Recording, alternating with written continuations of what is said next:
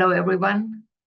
I'm excited to share the presentation on my chapter in the incredible book, Women Living Fearlessly.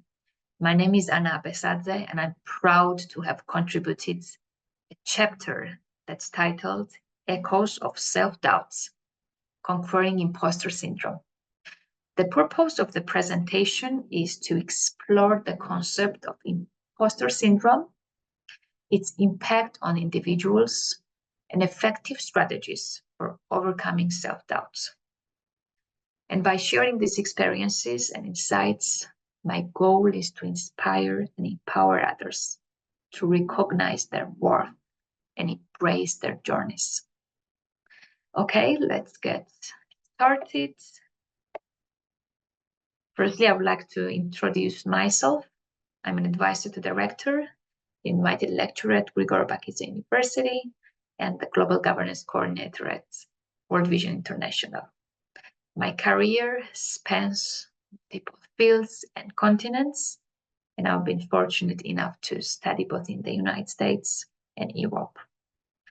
After gaining international experience, I decided to come back to my home country, Georgia, try to contribute to it, make change through the transformative power of education.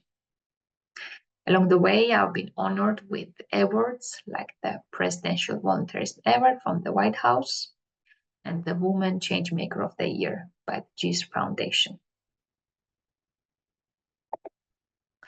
And today I will be discussing 4 main strategies for managing the imposter syndrome. These are the strategies that I've experienced myself and that has proven to be successful in my case. Okay, first let's start understanding the imposter syndrome. If you find yourself consistently downplaying your accomplishments, doubting your abilities to the point of feeling like a fraud, just know that you are not alone. If you're experiencing the imposter syndrome, you may have questions like, have you ever felt like a fraud? What will happen if people discover the real me?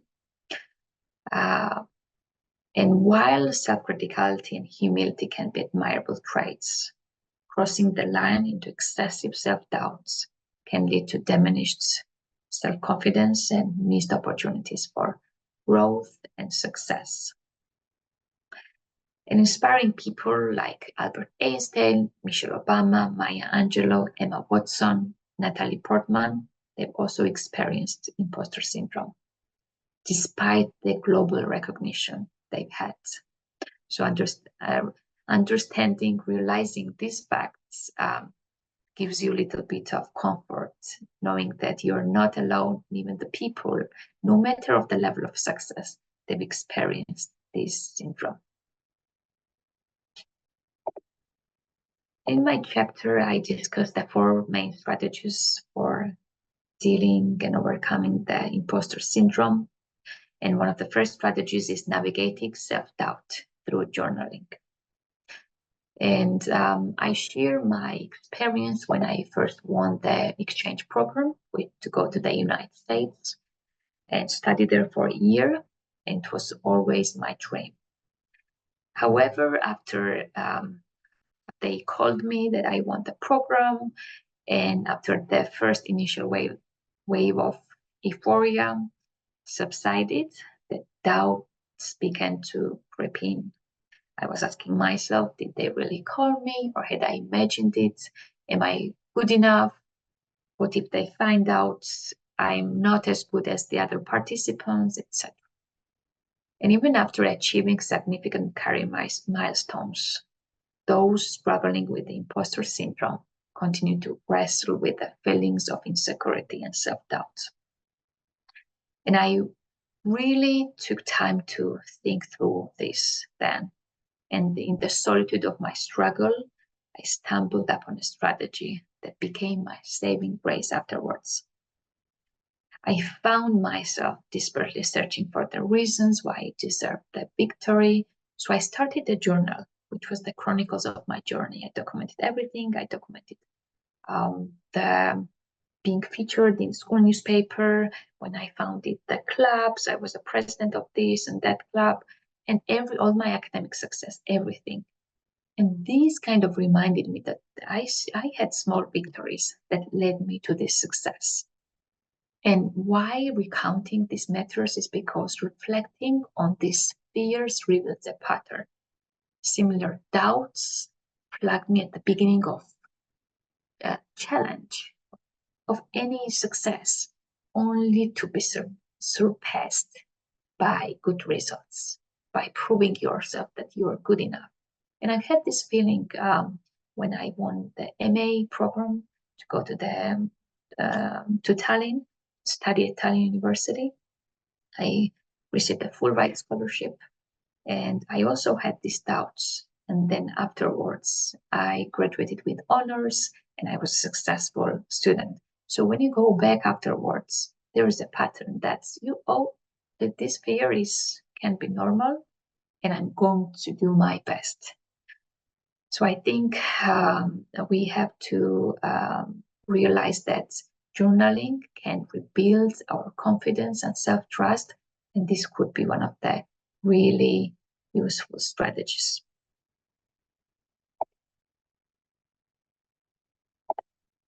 And the strategy number 2 is embracing the imperfection.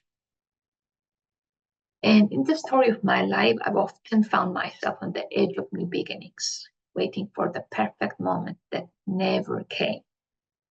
And in that hesitation, I missed out so many chances to grow and move forward. Each opportunity was slipping away, and it only left the ache of what would have been.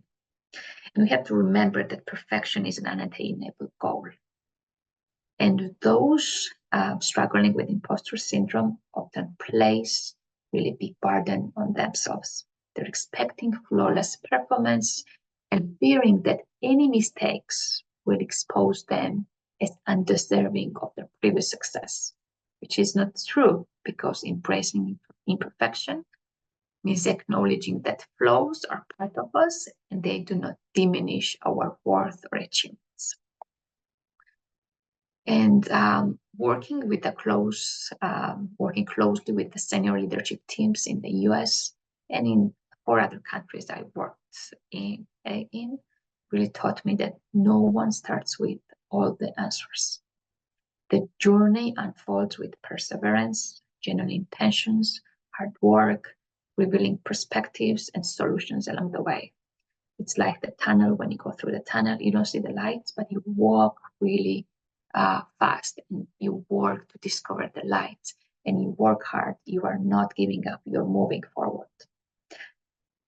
And the inspiring quote is that the greatest success comes from having the freedom to fail, by Mark Zuckerberg, which says it all. Strategy number 3 is challenging the negative thoughts. Events and experiences hold the meanings that we attach to them.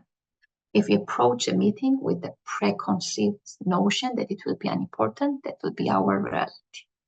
However, if we seek out even small benefits and aim to glean something valuable, we will. And during my career in the US, I embraced a piece of wisdom that while we may not control the events that befall us, we hold the power to shape our responses. And knowing that we don't have control over everything really gives us the inner peace. And because we know that we can control and shape our responses to respond back, and we can do our best when doing that. So it's comforting to know that as long as we do our best and hope for the best, everything will be great. Positive affirmations are really inspiring, can help you bring your spirit up, but only those alone will not be doing anything. And as we foster a healthier and more realistic self-perception, we begin to see ourselves through a lens of compassion and truth. This takes me to the strategy number 4, which is finding strength to imposter syndrome. And there are good things that imposter syndrome has taught me to do due to the doubts I was always proving my worth, battling the whispers of inadequacy with relentless efforts. I worked tirelessly, my heart set on making my dreams come true. However, I sometimes felt, especially growing up, that I always felt I was just one step behind everyone else. There was no special talent that set me apart. In fact, I often had to put in twice the effort just to keep up. If I were trying to run, it was like trying to run a race with weights on my ankles. And I remember the countless nights of frustration, wondering if I would ever find my place, my unique spark. And then one day everything changed. I stumbled upon a quote that resonated deep with me. Everyone is a genius. But if you judge a fish by its ability to climb a tree, it will live its whole life believing that it's stupid. Those words pierced through my self-doubt like a ray of lights. And I knew that I had been judging myself by the standards that were never meant for me. My talent wasn't missing. It just hadn't been discovered yet. And we are all talented in our own ways. We just need to find the right environment to let our talent shine. And we have to remember that. And afterwards, I was trying to get as many experience through volunteering, internship, etc., to gain as much experience, to put all the puzzles of my life together, to see the real picture and make sure that I found where my spark was.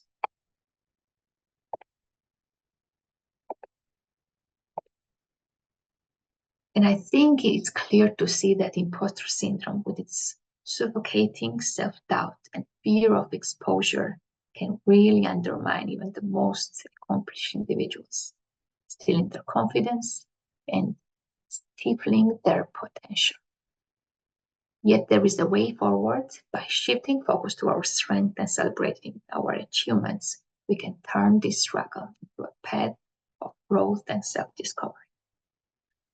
And there is a question, should we view the imposter syndrome as a friend or enemy? And I would say the choice is entirely ours. I've learned that if you search for reasons why you're not good enough, you will always find them. Conversely, if you consistently seek out the best in yourself, you will discover it readily. It all boils down to our attitude. As Henry Ford famously said, whether you think you can or you think you can't, you are right. Thank you so much for your attention. I have shared my contact information here, which you can screenshot if you'd like to contact me. I'll be happy to connect with you for any questions, any comments, any discussions. And before finishing, I would like to extend my heartfelt gratitude for this wonderful opportunity to be a co-author to Women Changing the World Press, especially Piz Mitchell and Katie Garner, along with the entire team for their mission to elevate the voices of female founders, thought leaders, and women around the globe. Thank you all. And I'm incredibly excited about the launch of the book, which I believe will change the lives of many.